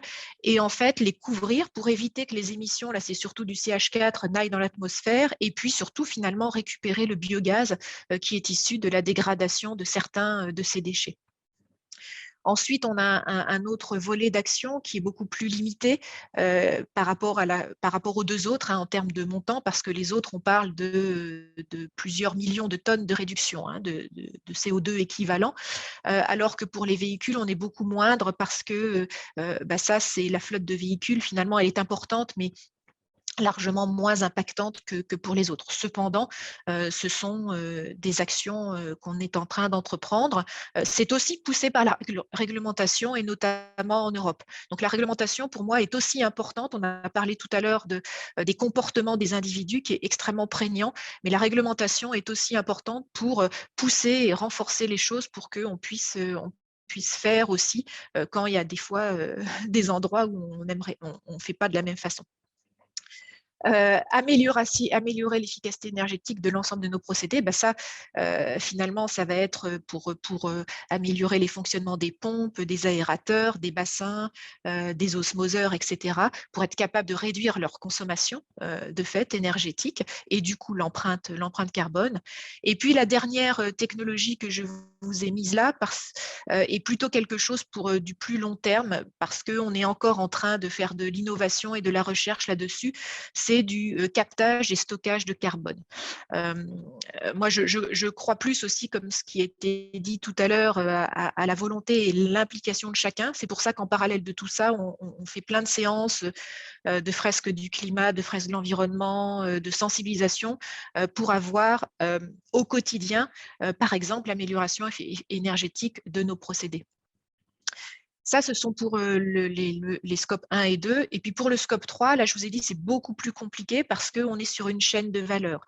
Et donc là, l'idée est de nous mettre nos propres critères pour acheter des produits et des services de moins en moins carbonés et être capable du coup de décarboner via des actions avec nos fournisseurs et donc avoir des critères plus importants dans nos propres appels d'offres ou dans la façon de sélectionner ces fournisseurs, mais en même temps, il faut pouvoir les accompagner parce qu'on a des fournisseurs, on a plusieurs dizaines de milliers de fournisseurs et on a des fournisseurs de toute taille. Donc, tout le monde n'est pas égal, je dirais, devant la capacité à réduire. Donc ça, c'est finalement cette coopération pour travailler sur le sujet. Ce plan-là, comment on le suit? En fait, il a été validé là en septembre par Science Based Targets Initiative, qui est une organisation internationale sur le sujet, qui permet de se fixer des objectifs et régulièrement, il va falloir revenir devant eux en disant ben, voilà de combien j'ai baissé, sachant qu'on a un plan d'ici sur les 10 années qui viennent. Et pourquoi on a choisi ce Science Based Targets Initiative? Parce qu'on est vraiment sur des choses qui sont basées sur la science et une contribution à une neutralité carbone à un horizon lointain. Pour nous, qui ne sera pas 2030, comme vous l'avez vu, mais qui sera plutôt 2050. Tel que on le voit ici. Et donc, on est impliqué là-dessus avec tout un tas d'actions. Mais la première, c'est vraiment cette action de réduction de nos propres émissions, près de moitié d'ici 10 ans, pour après encore continuer à réduire. Et dans l'idée, c'est que c'est simplement le résiduel qu'il faudra aller compenser et augmenter nos propres puits de carbone également. Et donc là, on est en cours aussi de penser une stratégie de compensation, mais qui viendrait en décalé par rapport à la stratégie de réduction. Et à côté de ça, puisqu'on parle à l'échelle planétaire, on est aussi en train de travailler sur nos propres solutions pour les territoires, de façon à être capable de décarboner ce que l'on propose. Et donc, décarboner, ce qu'on propose, c'est par exemple renforcer la production de biogaz de déchets, par exemple, pour être capable de finalement d'avoir une énergie alternative. Et donc, pour un utilisateur qui serait de nos clients ou sur un territoire, lui permettre d'utiliser ce biogaz en lieu et place d'une énergie fossile, par exemple. Voyez, donc c'est ce genre de choses qu'on essaye de faire pour contribuer à une neutralité à l'échelle territoriale. Voilà pour ce partage rapide d'informations. Merci beaucoup, Catherine, pour cette présentation. Donc, nos intervenants s'attellent dans le chat à répondre à un maximum de questions. Vous avez d'ailleurs quelques questions qui ont été posées pendant votre présentation, Catherine. Je vous invite à y répondre. D'accord. Et je vais passer la parole à notre dernière intervenante.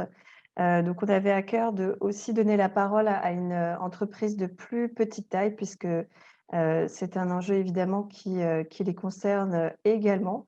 Merci Cécile de commencer à partager votre présentation, super. Donc Cécile, vous êtes ancienne avocate en droit international des affaires et vous êtes fondatrice et dirigeante de plusieurs structures associatives et privées. Et vous êtes aujourd'hui fondatrice et dirigeante de WICO. WICO, qui est donc une PME au sein de laquelle vous essayez d'intégrer un certain nombre de pratiques qui permettent à votre entreprise d'être le plus en cohérence possible avec ces enjeux de neutralité carbone. Donc, vous allez essayer de nous dire un petit peu concrètement comment est-ce que ça se matérialise chez vous. Et donc, je vous donne la parole. Bonjour à tous et à toutes. D'abord, un grand merci pour cette opportunité, et notamment à l'AFNOR, parce que c'est vrai qu'en tant que petite entreprise, c'est très important de pouvoir participer et donner son point de vue, et c'est une fantastique opportunité pour nous. Et surtout, ce qui est particulièrement intéressant, je pense, c'est le fait qu'on intervienne juste après Suez, puisqu'on a une activité qui peut s'en rapprocher. On est aussi, nous, dans l'eau et l'assainissement. Et je vois Suez très, très actif, très engagé sur tous ces sujets. On s'inspire d'ailleurs, on essaye de s'inspirer de ce genre d'entreprises qui investissent clairement dans l'innovation et l'environnement. Et donc, ça vous permettra une comparaison des démarches à des échelles complètement différentes. Alors, hop, ça marche. Quand vous m'avez présenté, vous avez indiqué qu'effectivement, j'étais une ancienne avocate et on me pose souvent la question de pourquoi je me suis mise à faire des toilettes. La réalité, c'est que je vivais à l'étranger, en Asie, et j'étais en Corée, et j'étais très impressionnée par les toilettes japonaises. Le Japon a très tôt fait une industrie de ces toilettes, un vrai fleuron national. Et j'étais absolument impressionnée par l'innovation, les moyens qu'ils mettaient, et les produits très technologiques. Mais je me disais, s'il y a un problème, c'est que ce n'est pas écologique et pas adapté aux femmes aussi. Et donc, je me suis dit, il faut qu'on fasse des toilettes qui soient à la fois innovantes, technologiques, mais aussi écologique. C'était vraiment le postulat de départ. Donc, j'ai créé Weco en 2014 avec 8 autres actionnaires, avec une feuille complètement blanche, qui était de dire, voilà, il faut qu'on fasse des toilettes écologiques et innovantes à chasse d'eau. Se démarquer des toilettes sèches, quand on parle toilettes écologiques, on pense que toilettes sèches. Je me suis dit, il y a certainement des moyens de faire de l'écologie, mais en proposant quand même une toilette à chasse d'eau qui est particulièrement importante en termes d'hygiène, particulièrement pour les femmes. Donc, on a créé la société en 2014. Pendant 2 ans, on a regardé un petit peu, on a été voir tous les centres de recherche qui étaient financés par la Fondation Gates, qui avait lancé un grand concours Reinvent the Toilet Challenge dans les pays développés pour voir quelles technologies ils avaient développées. Et puis finalement, c'est un concours en Chine auquel on a participé. On a été la seule entreprise étrangère. Donc, on ne s'est pas limité. Je dirais que tout le monde, même mes actionnaires, me disaient « mais qu'est-ce qu'on va aller candidater à un concours en Chine ?» Puis finalement, ça nous a donné cette fantastique opportunité de rencontrer Caltech, California Institute of Technology, qui avait été financé par la Fondation Gates et qui avait imaginé cette technologie que je vais vous présenter après et qui nous a permis de coopérer avec eux et de nous appuyer sur ce grand centre de recherche mondial pour pouvoir avancer plus vite sur notre R&D.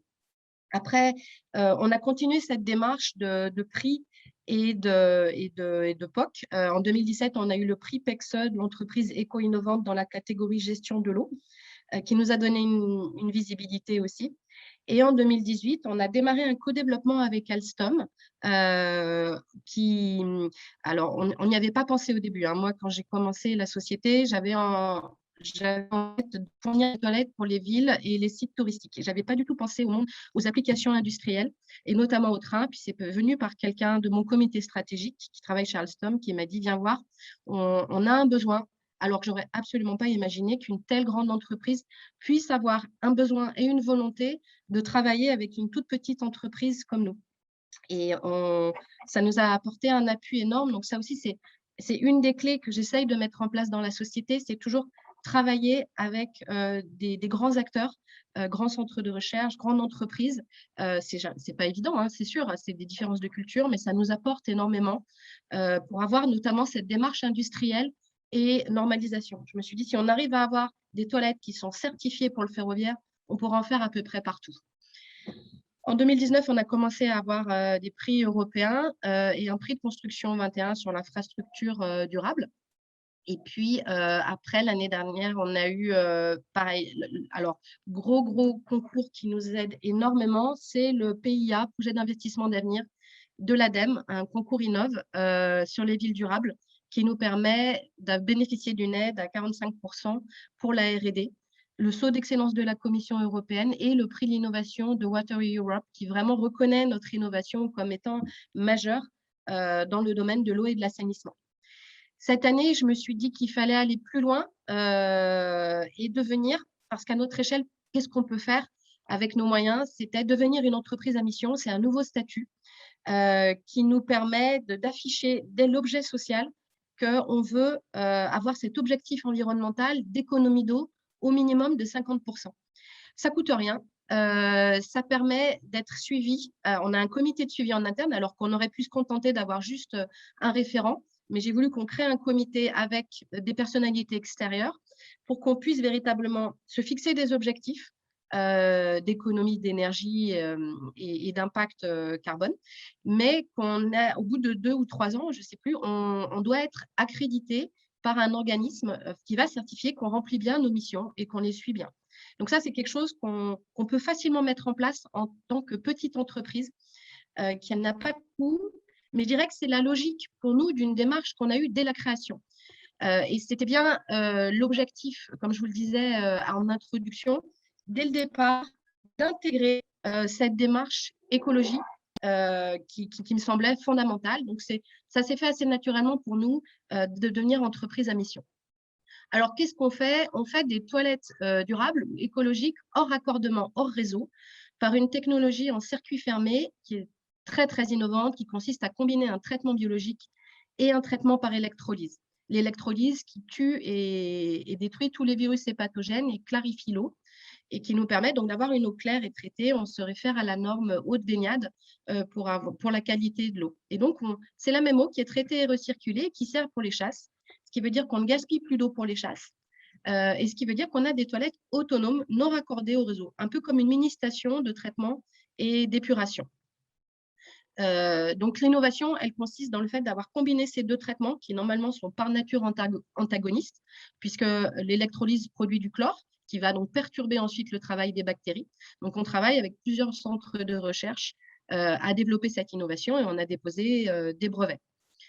Voilà, en gros, les 3 piliers qui nous ont conduits dès le début à travailler sur innovation, autonomie et écologie. Je vous disais, on est devenu entreprise à impact ou entreprise à mission. L'impact environnemental, je pense qu'il vous semble à tous évident. On économise 85% d'eau par rapport à des toilettes classiques. Mais dès le début, je voulais aussi qu'on ait un impact sociétal pour les femmes et les pays émergents, les villes émergentes qui n'ont pas de réseau d'assainissement, qui n'ont pas ou peu de stations d'épuration, qui ont un stress hydrique encore plus important que nous en Afrique. Donc cet impact sociétal, pour moi, il était déterminant. Alors, l'électrolyse, comme je vous le disais, ça sert à la désinfection de l'eau. C'est très efficace. Hein. Jusque-là, il y avait quelques recherches qui étaient faites sur des toilettes à traitement biologique, mais traitement biologique, c'est le soft power. Ça a le mérite de ne pas consommer d'énergie, contrairement à l'électrolyse. Et c'est là où on va faire après les bilans carbone. Par contre, ça a l'inconvénient d'être long, incertain, ça dépend de plein de choses, et notamment des conditions de température. Donc, l'électrolyse nous permet en 2 heures d'avoir une eau claire et traitée. C'est parfait, vous me direz, tout va bien. Sauf que l'électrolyse, c'est quoi? C'est de l'eau, de l'énergie et du sel. Donc, ça veut dire qu'on a une consommation énergétique qui est importante, qu'on essaye de réduire. Et l'avantage aussi, c'est que ça produit de l'hydrogène. Et donc, ce qu'on veut, c'est arriver à réutiliser cet hydrogène avec une pile à combustible. Mais ça, c'est à terme, parce que pour l'instant, le bilan coût-avantage ne nous permet pas encore de réutiliser l'hydrogène, parce qu'on en produit quand même en petite quantité. Donc, il faut qu'on poursuive notre R&D là-dessus. D'où l'importance d'avoir cette démarche ACV, analyse du cycle de vie. Comme je vous le disais, dès la création de la société, on l'a eu en se disant il faut que sur non seulement la technologie, mais tout ce qu'on met en termes de matériaux, soit dans cette même démarche, notamment avec le pôle éco-conception qui fait un gros travail sur les matériaux. On était aussi, notre siège était au Matériaux-Pôle, maintenant on est dans un incubateur, qui nous a permis d'avoir, encore une fois, cette démarche ACV dès le début. Et surtout, en tant que start-up, d'adopter cette démarche, il faut tout de suite créer des produits et aller les tester auprès des clients. Il ne s'agit pas de rester des années à faire des dossiers. Sur le papier, tout fonctionne très bien. Et la réalité, c'est d'aller se confronter aux clients, aux conditions réelles et opérationnelles. Et c'est là où on apprend plein de choses, comme quand on n'est pas du métier, ce qui était mon cas, effectivement, la CV, les TRL et tout ce genre de sujets. Et puis surtout, comme nous, on veut avoir une démarche industrialisation qui soit le plus poussée possible pour véritablement avoir un impact. Donc, là aussi, avec nos petits moyens, et encore une fois, on aurait pu se contenter de se dire, mon Dieu, c'est pas pour nous, c'est réservé à d'autres, on n'a pas les moyens, on n'a pas les moyens. On s'est dit, tout simplement, on va faire déjà notre première ACV en interne. Alors, elle valait ce qu'elle valait, peut-être pas grand-chose, mais au fur et à mesure, on a réussi à avoir de plus en plus de données. Et c'est pour ça qu'il nous fallait d'ailleurs réaliser des installations et des POC pour pouvoir récupérer ces données. Donc, il fallait aller convaincre des clients et notamment des collectivités qu'un tel produit innovant pouvait et devait être installé pour pouvoir faire nos tests. Et donc, on est arrivé à ces premiers calculs que vous voyez qui consistent… alors, ce n'est pas un teaser que j'ai voulu faire quand j'ai mis 7.1, c'est juste que j'ai oublié de terminer la phrase. Mais l'idée, c'est on économise de l'eau, comme vous l'avez compris, puisqu'on est en circuit fermé. Mais on économise aussi de l'énergie et les frais de raccordement, enfin, les coûts énergétiques liés au raccordement au réseau. Même si pour l'instant, il faut bien comprendre dans notre technologie que là, on récupère donc tous les effluents. C'est une toilette à chasse d'eau classique, donc l'usager ne voit pas la différence. Là, on a un traitement biologique qui est très, très poussé, bien particulier, qui va faire une décantation. Et donc, on a ce qu'on appelle des boues fécales. Pour l'instant, ces boues, on les renvoie en station d'épuration après une phase de décantation. À terme, on est en train de travailler dans le cadre d'une thèse qu'on fait notamment avec AgroParisTech et l'Institut européen des membranes pour pouvoir aussi réutiliser ces boues. L'objectif, c'est non seulement d'être 100% autonome, mais c'est de pouvoir réutiliser tous les déchets en ressources. Pour l'instant, on arrive bien à réutiliser l'eau usée en chasse d'eau traitée. On arrive même à produire de l'eau en surplus par les urines qu'on récupère. Le travail qu'on doit faire maintenant, c'est arriver à revaloriser ces boues, que ce soit en compost, mais aussi en énergie, type voilà, méthanisation, biogaz, ces sujets qui ont été évoqués précédemment. Donc, d'abord, faire cette ACV en interne, et ensuite, c'est faire réaliser une ACV par un organisme externe accrédité. Et là, c'est un des livrables très, très important qu'on a sur notre PIA de l'ADEME et qui nous sert de driver majeur pour pouvoir aller jusqu'à un bilan carbone qui soit positif. Et puis aussi, quelque chose qui me semble très important, et ce n'est pas un hasard si on participe aujourd'hui, c'est effectivement intégrer dès le début une démarche de normalisation. C'est vrai que la normalisation, c'est vrai que c'est très complexe, mais encore une fois, ce n'est pas infaisable. Et on peut se dire, bon, c'est des problèmes insolubles, donc on préfère les ignorer et faire la politique de l'autruche. On se dit, bon, on s'y jette dedans. On a certes toujours un peu de mal à bien comprendre et il nous faut du temps, beaucoup de temps pour arriver à y voir clair. Mais au moins, on commence au fur et à mesure à tracer son chemin. Il est tout sauf linéaire, mais on va dire qu'on voit quand même un progrès. Donc, cette démarche normalisation, quand on a gagné le concours de la Fondation Gates en 2016, la Fondation Gates nous a invités à devenir experts à l'ISO pour une norme qui était fondamentale et dont je vais vous parler juste ensuite. Alors, je vous ai mis une photo d'un restaurant qui vient d'être installé à La Villette, derrière la Géode, au Parc du Dragon, et où on a nos toilettes. C'est un restaurant autonome, non raccordé, qui va rester quelques mois là, puis après va partir dans des sites touristiques type Calanque de Marseille. Donc, c'est Guillaume Chupot qui a créé ce restaurant et Ventru avec vue, et qui est très innovant et qui a vraiment un objectif écologique, environnemental très, très fort. Et donc, on a eu la même démarche, l'un et l'autre, en tant que start-up, c'est vraiment d'avoir cette démarche lean, encore une fois, de tester, de tester et puis d'être toujours aussi agile, de saisir les opportunités. Hein. C'est une démarche très, très opportuniste. On n'a pas le luxe de ne pas être opportuniste quand on démarre une petite société comme ça. Et puis d'arriver avec le peu qu'on a, à essayer de faire le plus possible. Et puis, dès le début, pareil, quand j'ai créé la société, je l'ai créée à Saint-Étienne, cité UNESCO du design, qui m'a permis d'être dans la cité du design et de me dire, l'écologie souvent fait peur, on voit l'écologie comme quelque chose, même si ça a quand même beaucoup évolué, je trouve, qui n'est pas très beau, qui est contraint. Et donc, je voulais qu'on fasse quelque chose qui soit beau, qui intègre cette démarche design et où les gens se sentent bien, que ce soit au niveau visuel et l'ensemble ce qu'on appelle le design sensoriel. Donc, vous voyez, c'est quelque chose de très beau qui, encore une fois, c'est une technologie qui a ses plus et ses moins. On essaye de travailler à la faire évoluer. Donc, j'ai vu dans une des questions la question des financements pour toutes ces démarches. Il faut effectivement aller candidater à des concours. Nous, c'est ce qu'on fait depuis pendant 3 ans, pas mal d'échecs, que des échecs. Et puis, à un moment, ça y est, on commence à accrocher. Il y en a un qui nous fait confiance, qui y croit. Et puis, du coup, on commence nous aussi à apprendre comment faire mieux. C'est très long, c'est très chronophage. Donc, il ne faut pas non plus uniquement, et c'est un peu le travers qu'on a en tant qu'entreprise française, à toujours penser financement public et à oublier que c'est d'abord aller tester ses produits auprès des clients. Mais par contre, c'est vrai que ça vaut le coup. Ça. On a des soutiens à la R&D dont on ne peut absolument pas se passer en tant que petite entreprise. Donc, cette démarche normalisation, on l'a eue dès 2017, puisque à ce moment-là, la norme ISO 3500, qui est vraiment faite pour cette technologie, a été adoptée. Alors, elle est très, très contraignante et surtout extrêmement coûteuse. Donc, pour l'instant, on n'a pas encore fait la démarche de certification parce que ça coûte trop cher et surtout qu'il y a un des paramètres que je pense personne ne peut atteindre. Donc, on va être dans cette démarche de peut-être révision avec l'ISO pour faire que cette norme soit plus abordable. Mais j'ai aussi participé aux autres comités AFNOR sur l'eau, l'assainissement, le changement climatique. qui me permet d'acquérir cette expertise normalisation qui est fondamentale, plus une démarche auprès de France Expérimentation pour faire évoluer la réglementation. Donc, il m'a fallu faire toute une cartographie des réglementations, extrêmement contraignant en France. Et c'est l'idée d'aujourd'hui, c'est de vraiment plaidoyer, faire connaître notre innovation. Les difficultés, c'est vrai que j'aime pas dire qu'en France, on a vite tendance à penser qu'aux difficultés. C'est une réalité, il faut être extrêmement résilient.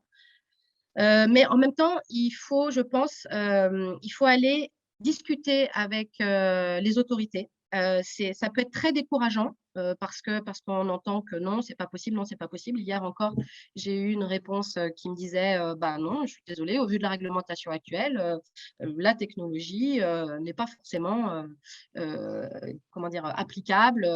Et puis bon, voilà, s'il n'y avait pas et cette cartographie des réglementations que j'avais pu faire au niveau européen et français, et internationales. Et puis surtout, ces normes qui, je le rappelle, une norme ne peut pas être contraire à la réglementation. Certes, c'est une démarche volontaire. Ça veut dire qu'à partir du moment où on a une norme qui existe sur notre technologie, que si on arrive à atteindre cette norme, on est complètement en phase avec la réglementation. Donc il faut quelque part rentrer dans l'arène, aller discuter et parler un maximum autour de soi de ce qu'on fait. Il ne faut pas avoir une démarche où on essaye de cacher, même si vous voyez là, c'est une technologie qu'on a brevetée, où on travaille avec des grandes entreprises, où il y a forcément une nécessité de confidentialité. Il faut en parler et il faut essayer de faire évoluer les choses à son échelle. Merci, voilà. Je m'excuse si Cécile. j'ai Ah bah été longue. parfait. Merci beaucoup. Donc, on a dépassé légèrement.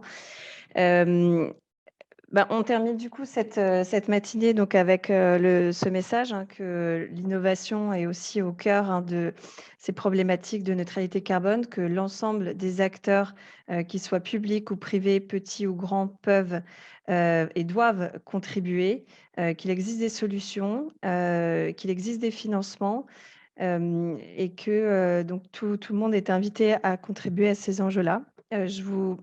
Pardon. Je vous remercie d'être resté avec nous jusqu'au bout. Je remercie nos intervenants d'avoir aussi répondu à un maximum de questions. Je vous invite à lire l'ensemble des réponses. Et un dernier message, il y a un enjeu, donc celui de la séquestration en particulier, un peut-être deuxième pilier avec la réduction des émissions, de la neutralité carbone, qui a peut-être été un peu moins développé ce matin. Sachez que le Comité 21 et l'association Bilan Carbone travaillent actuellement à une étude sur le sujet pour creuser les enjeux autour notamment des questions de gouvernance autour de la neutralité carbone et en particulier de la séquestration. Donc, comment est-ce qu'on peut s'organiser collectivement pour répondre aux objectifs que nous sommes fixés, notamment à l'échelon national. Donc, si cela vous intéresse, n'hésitez pas à me contacter à ce sujet.